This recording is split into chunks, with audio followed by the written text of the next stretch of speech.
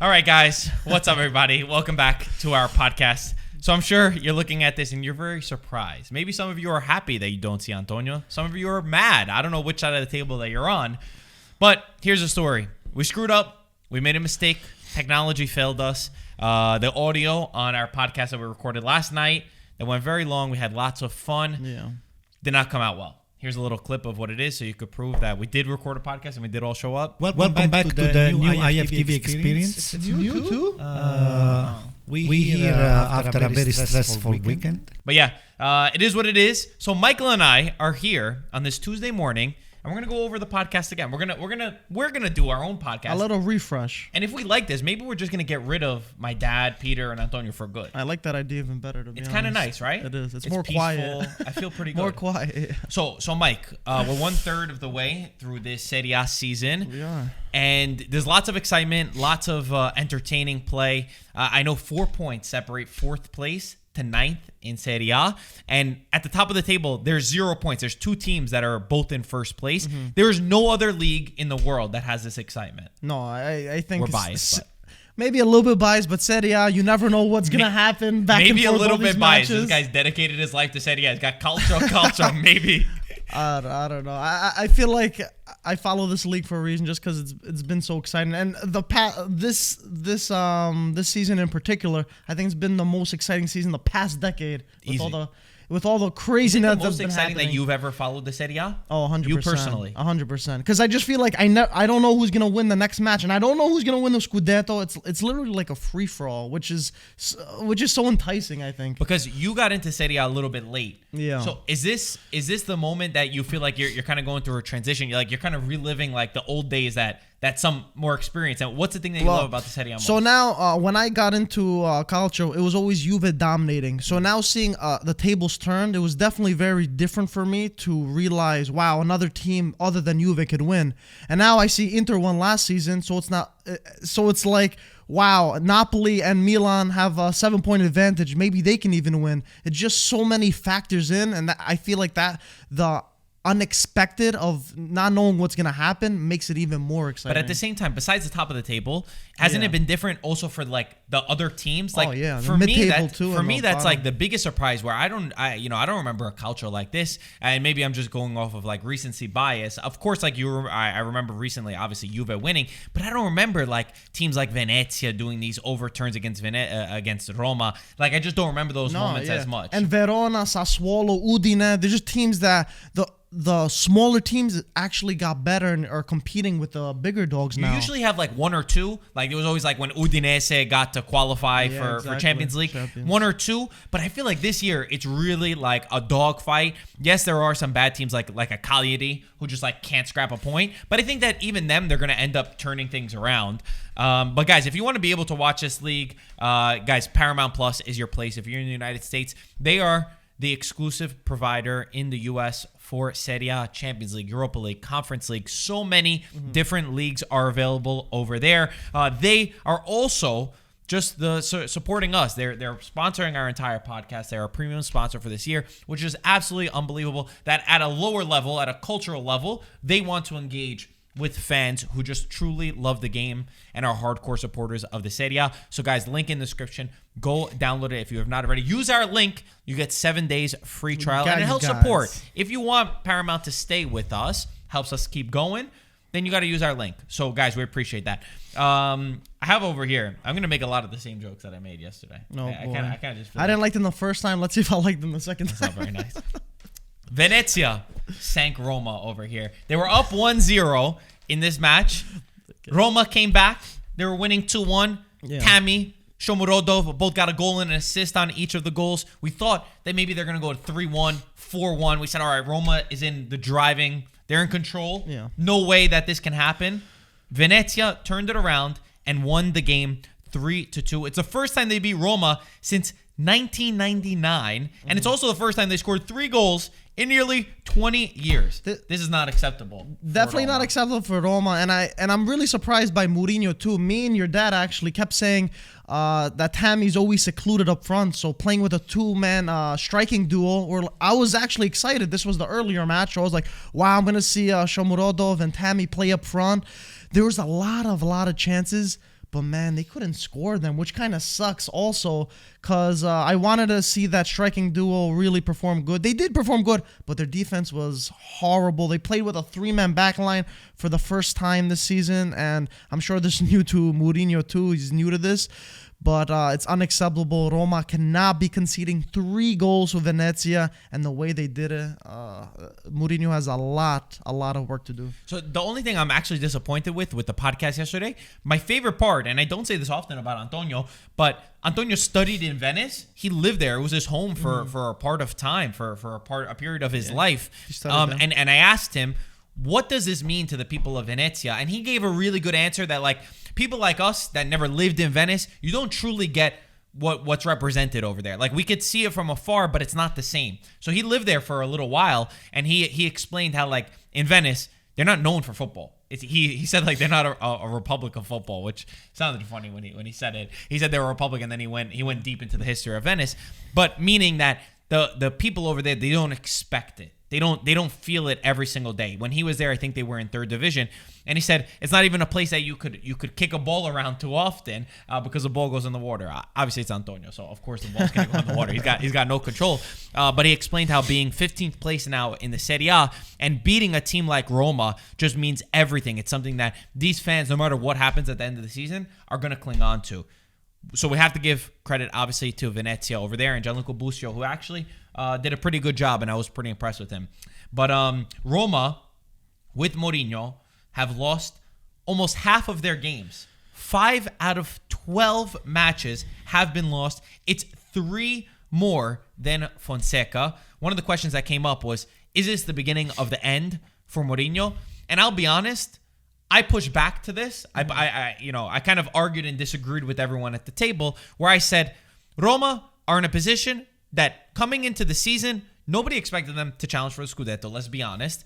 We said it would be a great thing if they qualified for Champions League. Top 4. They're right on track for top 4. Yes, things are not good. I'm not giving an out for Mourinho. Yes, things need to be better. You don't want to lose to Venezia, but they're in exactly where we would have expected them to be in terms of the table. And on top of that, this Serie A is way more competitive than we expected. You're getting teams that fight. So going into the season, when we were all sitting here in July and August, we didn't expect teams to, for it to be this tight. I said 4 points between 4th place and 9th.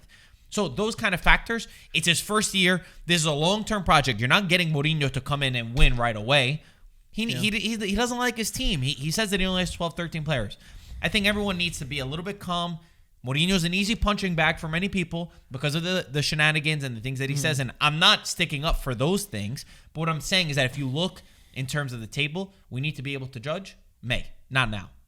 That's fair. But at the end of the day, I don't like how Mourinho throws everyone under the bus but except himself. I feel like he has to step up and take more responsibility for himself. I do hope he proves a lot of doubters like myself wrong and could get Roma to the top 4.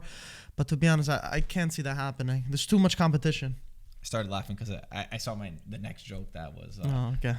Let's hear this cheesy joke.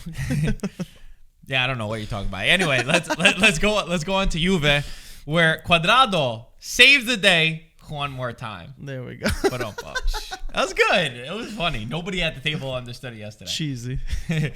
Juve were risking to have actually their worst ever record in the Serie A in the 3-point era if they didn't win, despite like the chances that they had. There was a post from Federico Chiesa. Morata was offsides 90% of the time. That's just my stat. That's not up the stat. And the guy who came off the bench, Juan Cuadrado, against his former team in the 91st minute, super sub, gave them the win and saved the team. Thoughts, Mike? I thought it was pretty uninspiring from Juve. Yeah, they had a couple of chances, but for a lot of the parts, Fiorentina was actually pressing a lot. They didn't really let Juve really control the game. It was kind of a scrappy game. But ever since Milenkovic got sent off, I think the tables turned completely. And him getting the red card, I think he cost the match to Fiorentina because I think they would have held on to get a point out of that. Yeah, and a lot of the table yesterday, you guys were really praising Fiorentina. For me, I felt like I didn't see many chances from Fiorentina, none that I really recount. Yes, in the beginning of the match, I think Saponara had one, but Vlahovic was completely shut down and pocketed by Matthias de Ligt, a guy who Please, this is the kid this is the reference point. Give him the minutes. Let him play. He should be the starter in every single match for Juventus. When he's healthy, he needs to be playing. He did unbelievable against Vlahovic, who Vlahovic has 25 goals in 2021, compared to the Juventus attack, who has 23. That's Dybala, Morata, and Chiesa. Obviously, Ronaldo's not on that, who took a lot of penalty kicks. But still, this is the guy who scores a lot of goals. He's wanted by every club in Europe.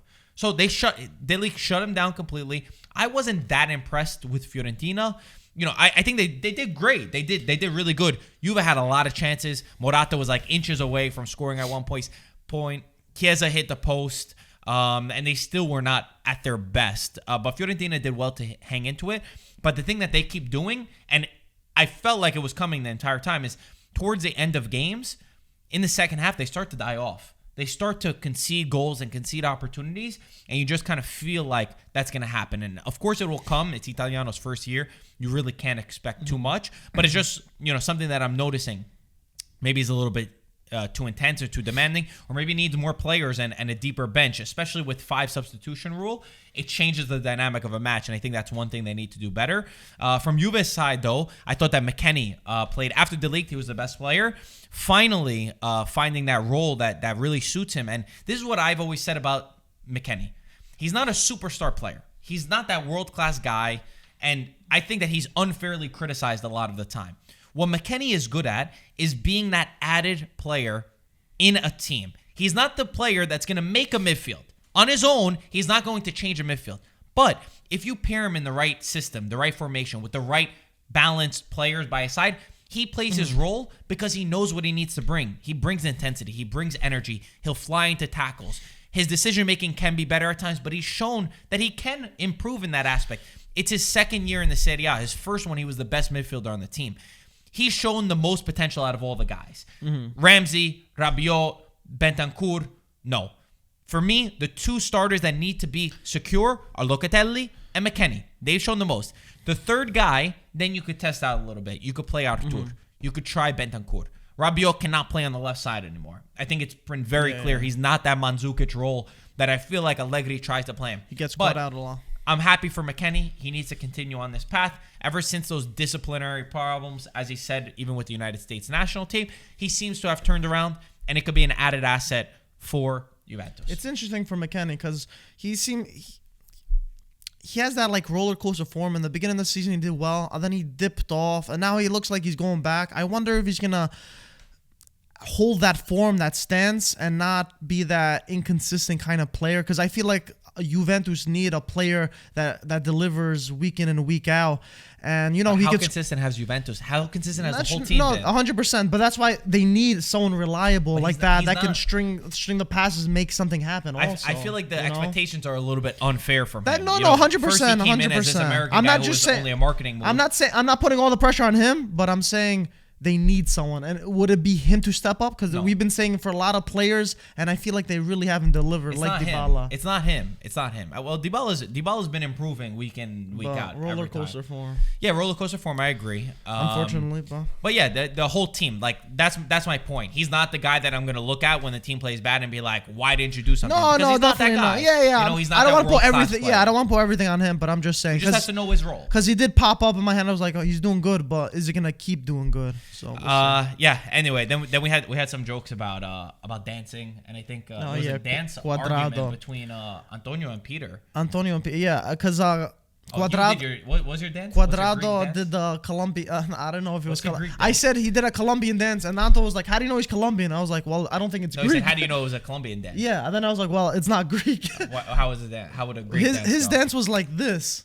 And it was dancing like it. And then Peter said something, and I was like, "Peter, I think you can dance better than Antonio." Or how would a Greek dance go? Can you give us a little Greek dance? There's a lot of form. There's a lot of dances. Just give us a little. Just do like the top half of it. It's very dynamic. The Greek dance. There's a lot of hopping and like jumping and stuff. So yeah, there's like tricks to it. It's not just a regular like this. I feel like that's your go-to no matter what. Yeah, that's like your every nationality dance. I saw you guys. I saw you guys at my sister's wedding. It was a lot of the same thing between all three of you. Yeah, I guess. I think mine was better than Antonio. I don't know. Let's talk about the derby della Madonnina. Okay. Most exciting match, as always, in this. It had everything. It was the first time that they're actually fighting, feels like, for the Scudetto between the two teams in at least a decade. The intensity shocked me. You could feel while watching the team that every player knew what was on their backs at this moment. They knew how important getting a win was. There was controversy, there was drama, there were hard tackles. It did end in a tie. It ended in a 1-1 tie. Before we do talk about the match, though, there's a great job by Paramount Plus and CBS. They made this Why We Love series, and here is the AC Milan one.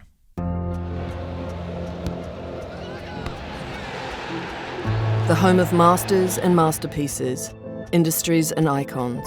In Milan, the devil is in the details.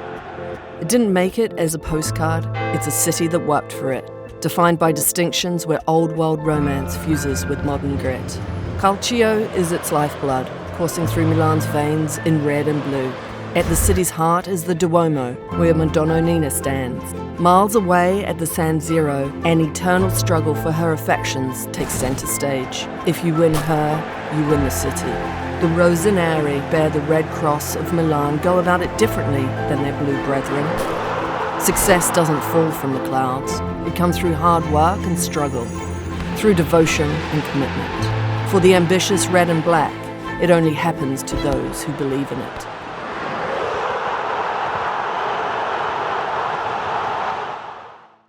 I love these kind of clips. These voiceovers, they really portray what's special about Italy, about the city. They understand on a cultural level what's important. And I know how much work went into that. Oh, yeah. They went to Italy to speak to people and really find out what it meant. Dude, I saw that video by the time like 5 or 10 times. I was getting flashbacks and goosebumps because when we studied abroad in Milano, seeing the amazing stuff, the scenery over there, I was like, oh, this is amazing. Showing the Madonnina, I feel like it transpired. One of Marco's favorite words, transpired. I don't know what that word means. Does anyone?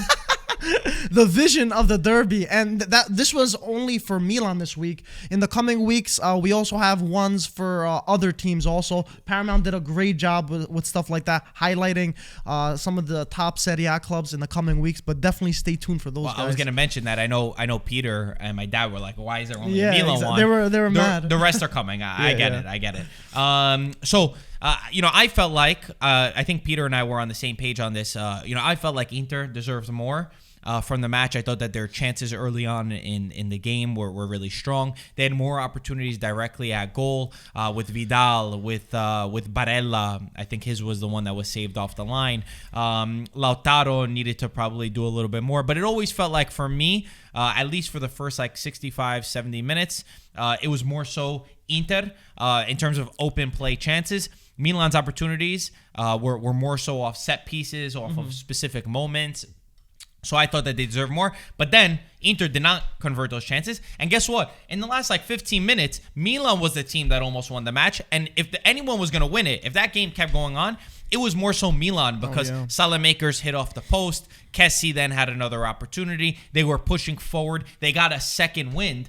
That's how personally I felt. No, Marco, I think I'm on the same page with you on this one. I think Inter definitely controlled the game, came out of this game roaring, scored the early goal via Kessie making a meal out of his possession. Instead of passing the ball, he ended up fouling Hakan. Hakan scored that.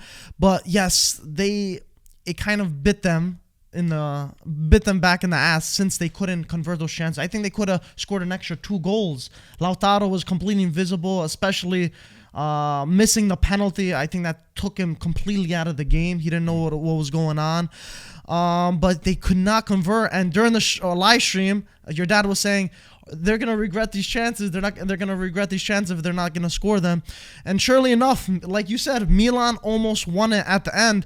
But I do feel like it was more of Inter not being able to end the game and letting Milan back in, especially with the injuries that Inter had. Inzaghi had to make those substitutions, which really changed the dynamics of the game overall. That was my pushback to Antonio, because Antonio did not agree at all. He thought that Milan were the much better side and that Milan deserved to win, and that if anyone was going to win, it was them. My only pushback to that, I agree that towards the end, for sure, was all Milan. It was definitely Milan. The thing is, I felt like it kind of became, because once Barella came off, and Bastoni, who Barella was not his best game, but you see his importance when he goes off the field. Bastoni had a fantastic match. Once those guys came off, it gave the life towards Milan for their opportunities to be able to try to win the game.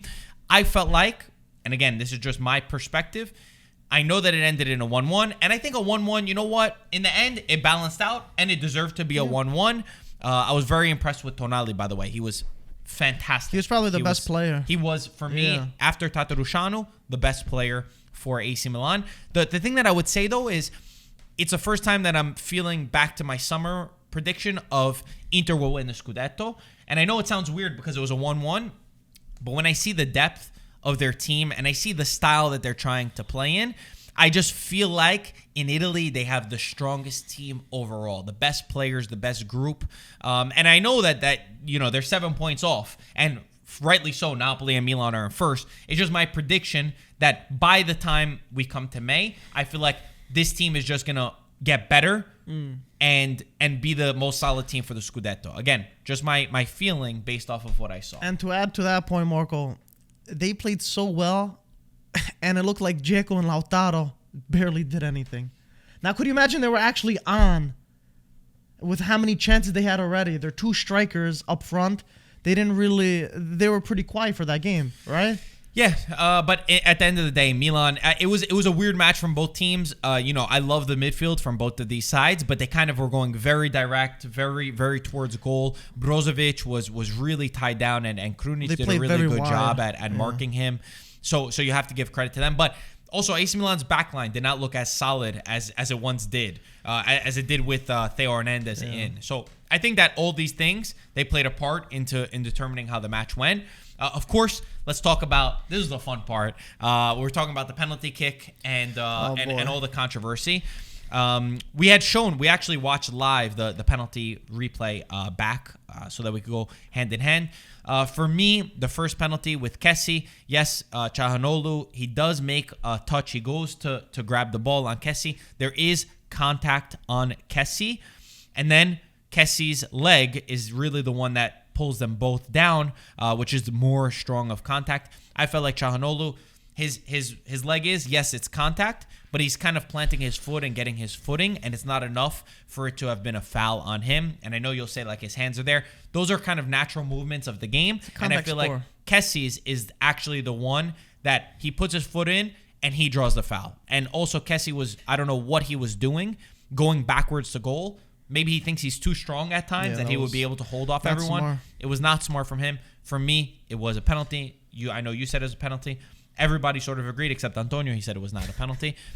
Then we looked at the second penalty kick, which for me was even more clear. Balotore, maybe, we watched it so many times, maybe got a little touch to it. It's not enough. Hard to tell. Then his leg rises up, and that's really what hits Darmian and takes him down. For me, the second penalty was even more clear than the first one. It was Balotore having his foot planted and then picking up his studs again and making the foul on Darmian. He had no clue. Balotore didn't know what planet we were on. Darmian turned him inside out because he turned like a 360 going back to the thing, and he just lunged hoping to get the ball. Even if he did get the ball, it's not enough contact to have been not a penalty. Antonio disagreed with us. He was the only one who pushed back, saying that both. He said this one was even more clear. As you guys would have guessed yourselves, right?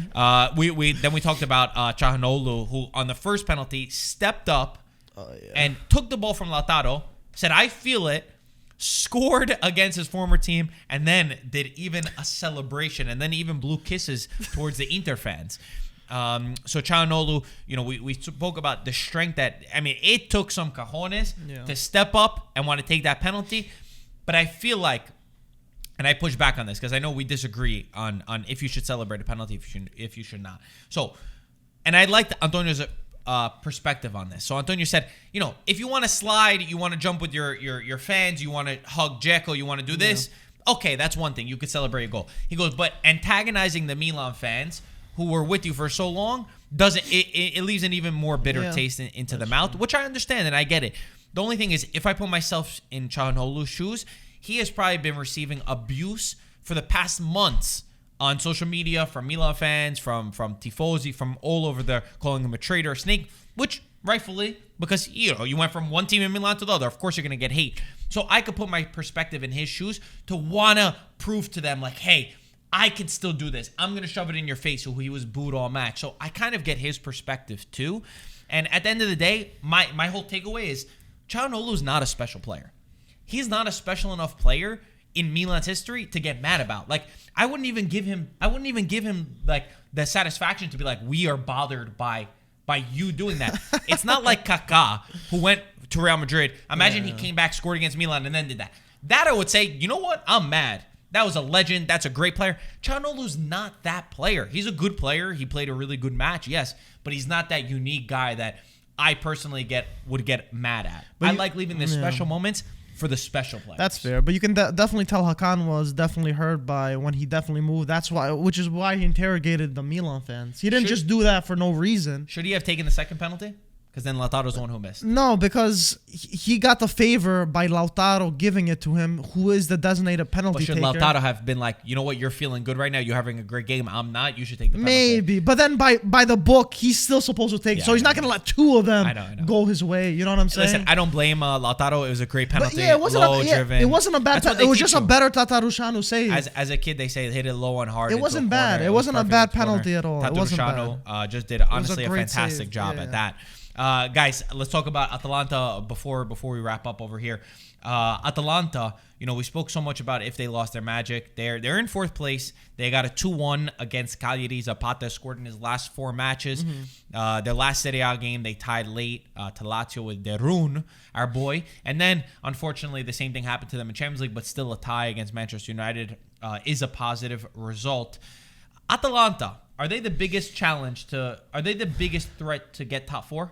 The 4th spot? I counted them out, and I'm disappointed in myself for counting them out. I'm disappointed in you too. You should be, because for many things, not just this. I was rooting for Atalanta the past few seasons. I was on the hype train. I was on the Atalanta hype train, and now this season, just because they had a few injuries, they still proved me wrong. They have both their wing backs out. Gosens, Hateboer. They're playing Deron in the center back position because they don't have enough healthy players, and they're still playing like the team that they've done the past few seasons. I was just basing them off a couple of games, which I shouldn't have done. Atalanta still look great, and when they have a full squad, I think they're gonna be the team to be for that 4th position. Yeah. 100%. I'm with you. I think it's the biggest threat. Let's talk about the other team in first place. Napoli Verona ended 1-1. Fantastic match where, of course, Giovanni Simeone opened the scoring. He's got 7 goals in his last 4, 9 of the Serie A season, which just goes to prove you the old saying I was taught as a kid, Mike, that confidence makes strikers. This is what? 7 goals in the last 3, not 4. Last 4. 3. Last 4. Are you sure? Yeah. He scored 1, 2 the one before, and 4 the one before. Just check it on the side, but I'm like 90% positive that it was 4 because I thought it was 3, and then I checked, and I could be wrong. But anyway, confidence is so important for a striker, and Giovanni Simeone is exactly showing that. Di Lorenzo ended up scoring the 1-1 for Napoli to bring them back into the match. It sort of felt like to me, Napoli, they're missing a lot of chances. They're creating a lot, but they're not able to always convert them, and it is a little bit worrying. Of a sign that you're not able to. They had everything on their plate because they played the earlier match. They knew they could put pressure on AC Milan if they won this. But at the same time, you're not going to win every match. Like, I've seen people be a little bit negative. This is why Napoli's not going to win the league. You're not winning every match, and Verona is in a great moment. I think that there's no other team that's picked up I think no other team that scored more goals than Verona since Bayern Munich. You're right. It was 4, right? Yeah. There was one game slipped in there that he didn't score. Udine. I forgot about that. I forgot too, and I had double-checked it. So you're not going to win all the games. It's normal. Verona's in a great moment. I think, like I was just saying, I think only Bayern Munich have outscored them in Europe since Tudor has joined. He's done a fantastic job. The team is sacrificing for themselves, and it's normal. It's okay to drop these kind of points. I don't know. I wanted Napoli to win this game, and I think they knew in the back of their minds that Milan could very well drop points, which they did, and they knew that they had the chance to be in the first spot by themselves, and they played before the derby. So I don't know if they just drop points because Verona were in form. I don't want to take anything from Verona. They've been playing amazing, but I feel like Napoli should have done, even though they didn't have Koulibaly, I feel like they should have done better to secure the points, knowing they could have been on top by themselves. I'm disappointed. I don't know if it's a mentality thing. I don't know if it was Verona there or it was just a tough match for them. I push back. I hope it's not a mentality. You guys were talking thing. about mentality because I don't think it's fair to say that a team that before this won 10 out of their 11 games, it's like one of the best in their history. I don't think it's fair to say mentality because they've shown it for so long. It's normal to not you. But it's the beginning of the season. You have nothing to prove. But if you just drop one game against a really informed team, you can't say it's mentality. But it's not fair to say. I know, but those games, it was the beginning. It's okay if you lose. It's still the beginning. But now they had to play for something in terms of going in the first place, and they kind of crumbled. You know what I'm trying to say? Okay. The first few games, you're just playing just to play. Whatever happens, happens. So there wasn't that much pressure. I disagree. But I hope I'm wrong. Like I said, I hope it's not mentality. I disagree. I think that even De Laurentiis, I was listening to his interview, he is absolutely obsessed with Spalletti. He even said that if our fans are the 12th man, then Spalletti's the 13th. And he says he's loved his humbleness because as a coach who comes in, who's had great success everywhere, he hasn't said like, I'm doing it this way. He saw the team. He saw how deep the team can be. And he says, I'm going to make everybody play. And I think, again, it's normal against a very informed Verona side. Of course, Napoli needs work. And like I said, I think it's more so in the finishing of the chances than it really is anything else. The other team, we mentioned Roma, we mentioned Juventus, we mentioned Atalanta that's fighting for the top four, is Lazio, who won 3-0 against Salernitana. I will say, when Lazio's on their day, they are, for me, the best team to watch in the Serie A. I absolutely just love watching Pedro, how he scored on that second goal. Ciro Immobile, nonstop, the all-time goal scorer of Lazio. And Felipe Anderson, who's rejuvenated since coming to the Premier League. When they play like that, under Sarri, they are brilliant to watch. And finally, it feels like they kind of had that midfield problem sorted out. Sarri had said that Savic and Luis Alberto can't play together. Well, guess what? The last 3 games, they have played together. It seems like he's worked more on the defensive stage from Luis Alberto. He wanted him to do a little bit more work in that side. And maybe pairing him with Cataldi, who's been the guy instead of Lucas Leiva, has helped bring that balance that Sarri was kind of urging for. I feel like I have a bitter taste in my mouth for Lazio because I feel like I've been supporting them a couple seasons. I wanted them to go to top. Supporting everybody. You literally said that about everything. No, yeah, I know. But I just feel like I supported them more than everyone else. And I feel like they proved me wrong in not making top 4. And that was the main thing that they couldn't do was be consistent. Yeah, they got 3-0 win here. But I don't know if they're going to continue that. That midfield only shows up when they want to. Like, I don't understand.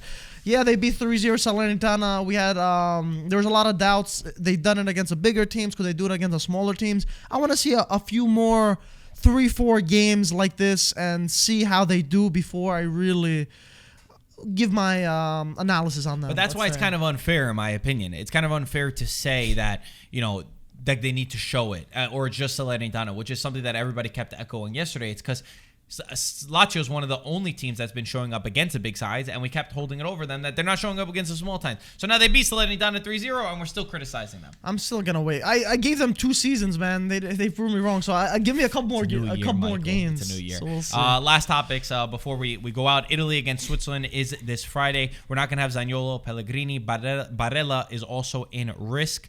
Bonucci and Chiellini, there were some doubts. Mancini said that we're going to see how they train, and that for right now they are okay.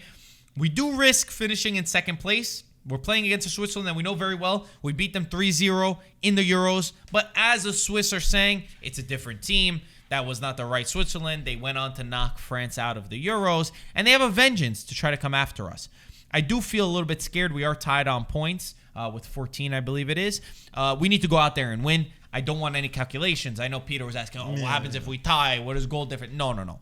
You have to go out there and you have to beat Switzerland. You have to win this match. I don't care about who we're missing. I don't care about the guys that are not there. We got Tonali, who's just coming into the midfield. We got Calabria. We got Cataldi. There's so many young players who are now Pobega. There's so many young players who are going to be called up into this match. Well, yes, it's a good opportunity to see them play. They need to perform, and we have enough quality on the team to beat them. No, 100%. But I don't think Switzerland, it's not going to be the same match like it is in the Euros. I think Switzerland has a lot more to prove, showing that they're this not the same team. And they're going to want some revenge. Well, and they're tied on points, so a win here for Switzerland, or if they get something here, We're at home fighting this time, for though. Yeah, We're that's true. They're fighting for top spot too, so I definitely think that Zurich going to be fighting tooth and nail for this one. No, we have to. We have a lot of the same guys over there though, still at the same time, and I wanna see a nice big win. Let them be quiet once again, because again I heard this also too before the game against Switzerland. Oh, this is the game that Italy's gonna slip up on, right? And then guess what? We won 3-0. So I want to do the same thing again. The only thing is I just have the nightmares. There's still a little piece of Marco in the back. I know we won the Euros. I know we've done great. We have the longest international unbeaten streak, 37. But there's still this little chip in my head that's thinking, I remember I was there in Sweden when we finished second in our World Cup qualifying group. And then we had to play Sweden, and we got knocked out of the World Cup. So I don't feel comfortable yet. Different coach. I can't. I know. There's still this pessimistic side of me that's got to balance myself out. It's been 3 World Cups. It's been since 2006 we haven't had a competitive Italy in the World Cup. Please, guys, just let's win this match. Let's win two wins, and we're in. Even one win and then a tie. As long as you beat Switzerland, that's the most important thing. Beat Switzerland, and we'll be good to go. Shevchenko is back into the league. Welcome back to him. He takes over at Genoa for Ballardini. I was doing a little bit of research, and I saw the matches that he has to play until 2022, until the new year. Roma, Udinese, Milan, Juventus, Sampdoria, which is a derby, Lazio, and Atalanta. Bro. Shevchenko, I'm wishing you lots of luck. Don't unpack your suitcase just yet. He's got, you know what I did realize? That's such a tough schedule. He's got Tassotti as his assistant coach. He was assistant coach of Ancelotti, of Allegri. Very iconic assistant. They definitely, which is good. I'm sure they know each other pretty well. I think they worked together at Ukraine. It was Ukraine? I think he was still his assistant at Ukraine. Oh, wow. Okay. I only realized now because I obviously I was doing my research on Shevchenko. Guys, that's it. That is our podcast. I hope you guys enjoyed. Make sure you go download Paramount Plus. I'm sorry that it's like this, but let us know. Maybe we could alternate and do this sometimes. It's kind of easy because we don't have to call everybody and get them at the same time. But I don't have the same satisfaction of beating all of you guys at football. That's only it's like a daycare trying to have them here for the pot. Get everyone to sit on the table is a task. Is such a task. Getting everyone to sit down. Yesterday, my God, it was crazy. Everyone was getting up. Antonio would want a quinotto. Then he wanted. Antonio's phone went off 15 times. Antonio's phone went off 5 times during the show. My dad didn't know that we started the podcast and said, "Wait, can we redo it?" After we did a fun intro. He was looking at his phone. Your dad was on the phone for 1 second. Then he started playing a video. He started playing the video of you not being able to speak English. He thought it was hilarious. Yeah, that was funny. It was a disaster. Yeah, then something fell in the back that we went to go check. It was a disaster. Hope you guys enjoyed this. Guys, as always, thank you for watching. We'll talk to you soon. Ciao, guys. Like and subscribe.